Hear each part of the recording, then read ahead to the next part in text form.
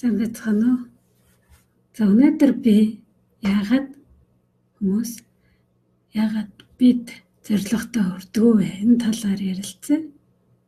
Богинохой л юм. Тэрвээ сонсч байвал харагдчихвэл нэмэх тавиараа. Зөвхөн болохоо өөрийн гэсэн хүсэл мөрөөдөлтэй байдаг те. Яагаад энэ зорилготой хүсэл мөрөөдөлтэй хүрдэггүй талаар ярина. Намайг Аягуул гэдэг. Манай аавыг хавсаг гэдэг. Тэгээд би Аягуул хавсаг гэдэг пэйж нээсэн байгаа. Энэ яг миний пэйж. Тэгээд би өөрөө болохоор коуч, арт коучинг гэдэг маань зорилготой хүрэхэд ингэ тусалдаг хүний хэлдэг. Арт гэхээр илүү бүтээлчээр хүрэхэд янз бүрийн бодол, итгэл үнэмшил, мэдрэмжийн саадыг даван туулахад илүү хэлбэрээр бүтээлчээр даван туулах нь илүү амар байдаг. Харь царай би болохоор яаж тусалдаг вэ гэхээр бид одоо ямар нэгэн зорилготой байлаа, хүсэлтэй, мөрөөдөлтэй байлаа гэхэд тэрэнд хүрэхэд цаад болдог бидний дотоод надад шалтгаалсан би өөрийнхөө дотор байгаа зүйлээ ойлгохгүй, мэдэхгүй тэр бүхнийг гаргаж засаж, залруулахад тусалдаг терапи засал гэж болно. Тэгээ яагаад зорилготой хүрдэггүй гэхээр хүн болгоо өөрийн гэсэн мөрөөдөлтэй байдаг, хүсэлтэй байдаг. Тэрнийг маш гоёор төсөөлж чаддаг, бодож чаддаг. Өөрийнхөө сул талаач мэддэг, давуу талаач мэддэг, юу саад болж байгаагаа ч мэддэг тийм. Тэгээд яг зорилго тавьдаг, ном уншдаг, өөрийгөө хөгжүүлдэг тийм хүмүүс маш их болж байгаа тийм. Яг энэ орон зай. Тэгээд яг өөрийнхөө нэг тодорхой нэг хүсэл мөрөөдөл одоо би боллоо гэж үзэл одоо жишээ нь одоо ингээл хавар 3 сар яг хавар ингээл нэг өөрийнхөө мөрөөдөл хүслээ ингээд аваад танд хүрээгээд ингээд зорилоо. Тэгээ жилдээ нэг удаа л энэ зорилгоо биелүүлэх боломж оллоо гэх юм бол тэрнтэй яагаад өрхөө болж байгаа гэхээр яг хийж байгаа алхам дээрээ ингээд одоо зорилготой хүрэхэд энэ хийж байгаа энэ урт зам байгаа штэ, туулж байгаа энэ урт зам байна. Энэ урт замын хайл нэг хэсэгтэр нь саад бэрхшээлтэй тул гардаг. Саад бэрхшээлүүд нь юу хах вэ? Эргэлзээ гэдэг нэг хам байж болно, маш том зузаан хам байж болно. Айц гэдэг бүр юм хад чулуу байж болно. Тэрнийг яаж даван туулах вэ гэдэг ингээд гацаад ингээд арьсгүй маш өндөр уул байж болно. Энийг давахгүй гэдэг ингээд дорн зогсоод ингээд эргэлзээд бодоод ичиж болно. Эсвэл маш ингээд аянг, шуурга, бороо, цас өндөр орж ийн гэж төсөөлөд ийм зам байхад чи би тийшээ яваад яах юм бэ? Чи илүү аюултай юм байна гэдгээд өөртөө за яг хойшлуулчаа. Эсвэл за би энэ зам мөрөөр явах юм бол би өөрийнхөө хүссэн зүйлдээ хүрэхгүй шийдэж магадгүй гэд тэгээд алийг чихгүй ингээд газараа зогсож байхыг хэлж байна. Тэгээ энийг бол янз бүрээр хэлдэг. Төгс төгөл төр хийхийг хүсчээ. Тэгээд тэрнийг хийж чадахгүй гэж бодоод тайгаад зогсож байгаа юм бол тэрнийг бол прокрастинац гэдэг. Өөртөө ингээд саад болоод би одоо энийг яасан ч би нэг хийж чадахгүй те. Надад маш их саад бэрхшээл байна. Надад одоо ээж аав найз нөхөд туслахгүй байна. Надад хийж туслахгүй байна. Би ганцаараа л өөрөө явах хэрэгтэй. Эсвэл надад ингээд мөнгө төгрөг эхлүүлэх ямар ч боломж олцоо байхгүй гэж бодож байгаа юм бол энэ бүгд бол дотоод саад юм аа. Тэгэхээр ийм саад нь яагаад өөрийнхөө зорилго мөрөөдөлд хүрэхэд маш том хад чулуу болж байгаа вэ гэхээр энэ нь миний одоо хүсэж байгаа мөрөөдөл маш том ч гэж болно, жижиг ч гэж болно. Тэрнээс илүү том байгаа байхгүй.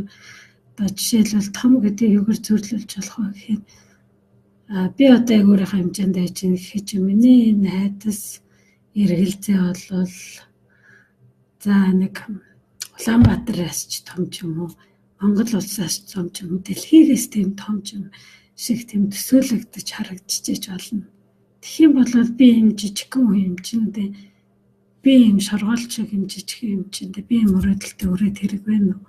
Би тийшээ яваад хэрэг байна уу гэдэг ингээ эргэлзээд ирвэл би хойшлуулаад тийм мартагтаал тэгэл дараа жил нь ахаал нэг шин өсөл мөрөөдөл гарч ирээ л ахаад хийдэ гэж бодснаа. Ахаад нөгөө айдас нь гарч ирээ. Тэгээд ингээд энэ цэгтэл нь үргэлжлээд байдаг. Тэгэхээр бид нар яаж ч явж чаддгүй. Тэгээд энэ нь болохоор илүү дотоод айдсууд байдаг. Хүмүүс мэддэг би яг өөрийгөө мэдээд байна. Би ийм хүрч чаднаа. Надад ийм бололцоо байна. Би ийм чадвартай, би ийм мэдлэгтэй, би өөрийгөө ийм гэдгийг мэдчихэж гин гэсэн мөртлөө яг юу надад саадуулаад байгаа юм мэддэг. Тэгэхээр тэр нь дотор байгаа маш хүчтэй тийм итгэл үнэмшил гэж хэлж болно. Тэгээ бид нар яг номон дээр уншиж байсан, тэр янз бүрийн киноноос чарж байсан итгэл үнэмшил гэхээр нэг зүгээр л нэг бодол ингээд толгоонд ороод гардаг гэдэг. Энэ бол маш том хамгаалалт гэж хэлж болно. Чамайг тийшээ гаргахгүй байх, хэл хязгаар гэж хэлж болно. Хашаа гэж хэлж болно.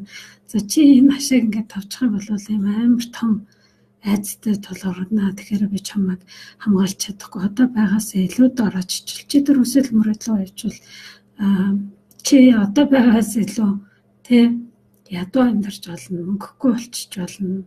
Алисгүй бол чамд хинч туслахгүй тэ чи бүтлгүүдэд бүр доош орч тэ чи хинч биш бол. Тэгээ энэ айцууд бол дандаа толгоон дотор дандаа итгэл үнэмшлэр ямар нэгэн дүр зургаар ажилладаг. Алисгүй бол үг хэллэгээр бич болно. Би чадахгүй би сул дорой гэжэл би ямар ч байсан ийм хүчтэй юм итгэл үнэмшилтэйгээ өөрийнхөө дотор байгаа энтэйгээ тулалдаж, тэмцэлдэж чадахгүй гэсэн. Тэгээ миний хувьд болохоор би яг жишээ нь одоо ингээл онлайнаар гараад дасгалжуул тэгээд сургуульд явуулаад яж хатас энэ яг байс. Тэгээ би яаж дуудсан бэ гэхээр дандаа нөгөө коучуд дандаа сургуультад сууж ирсэн.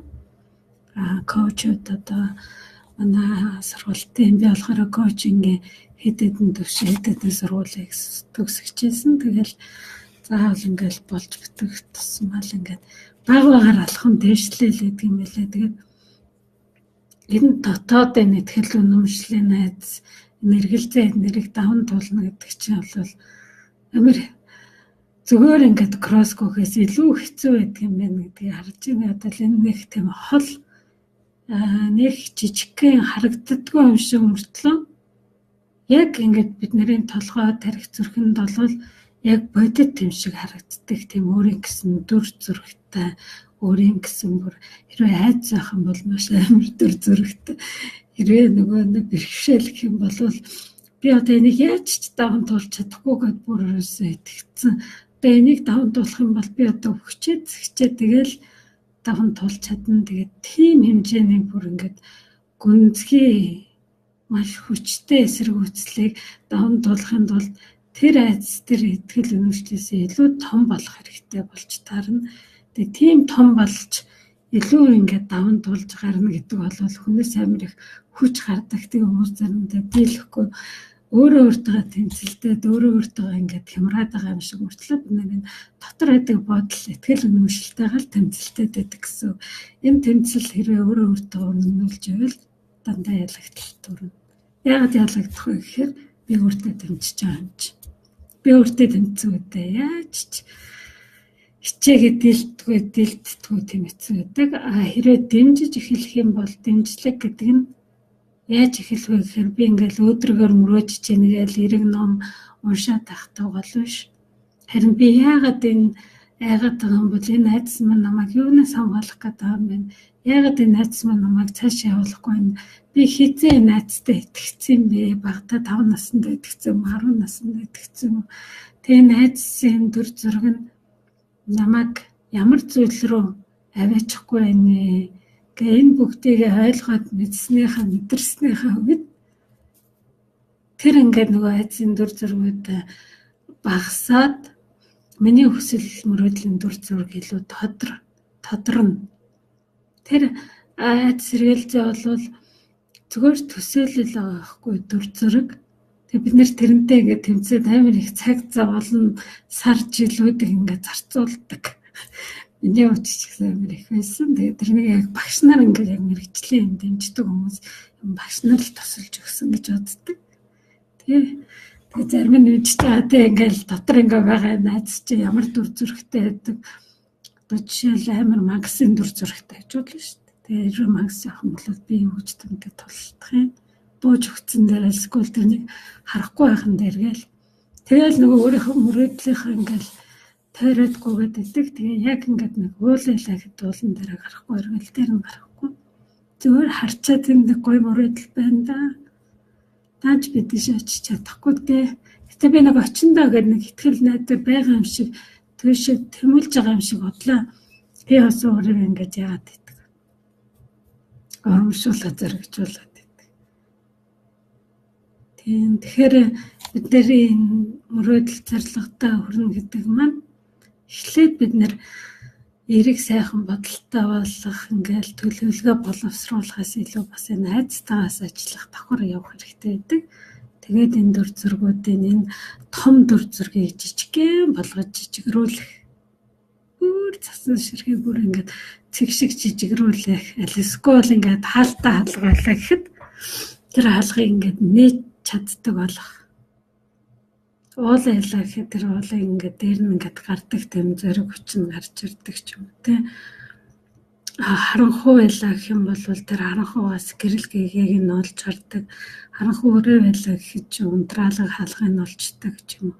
Тийм дандаа тийм дүр зургууд байдаг. Тэгээ тэр нь яг ингээд бодит бодол мэдрэмжийн төвшөнд бол яг ингээд давн тулаад ингээд бүх тэр хамгийн их хүчтэй сад болж байгаа тэр дүр зургуудтайгаа өөрийнхөө дотор байгаа тэд нарыг ингээ баг багаар ажиллаад ойлгоод мэдрээд өөрчлөөд эхлэх юм бол тэд мөрөөдөл зорилго руугаа хүрэх алхмуудаа хийхэд арай илүү амар бэрхшээлгүй ингээ тайван болоод хийчихнэ.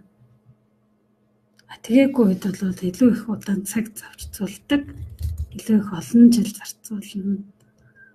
Эсвэл дундаас нь буугаад хизээч хэрэгжүүлэхгүй чадна. Тиймээс өөрийнхөө өсвөл мөрөөдлийнхаа дүр зургийг том болгоод айцгаа төрөө дүр зургийнхаа бүр жижигрүүлээрэ гэж зөвлөе. Тэгээд тэр асуултуудыг эсвэл энэ талаар видео бичиж өгөөч гэх юм бол тийм дээр комментэн доор ичээд юм аа эсвэл юу бичиж болно? PM-ээр нэг мессеж бичиж болно.